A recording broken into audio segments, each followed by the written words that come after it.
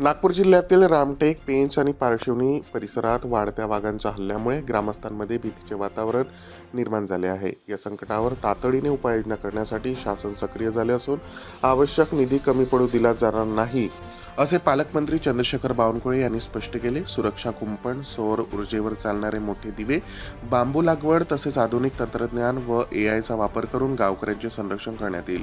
वनमंत्री गणेश नाईक यांनी वाघ स्थलांतरित करण्यासाठी केंद्र सरकारकडे प्रस्ताव पाठवण्याचे निर्देश दिले, तर राज्यमंत्री ॲडव्होकेट आशिष देशमुख यांनी पीडित कुटुंबांना तातडीने मदत देण्याचे आदेश दिले. या पार्श्वभूमीवर पारशिवनी तालुक्यातील नवेगाव खैरी येथे अधिकाऱ्यांसह व्यापक बैठक घेण्यात आली.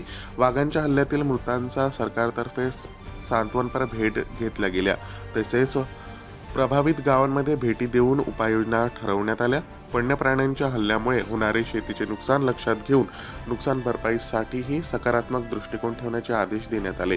तसेच पेंच परिसरातील देवलापार येथे आधुनिक उपचार केंद्र उभारण्याचा निर्णयही बैठकीत घेण्यात आला, जेणेकरून जखमी ग्रामस्थांना तातडीने वैद्यकीय मदत मिळू शकेल.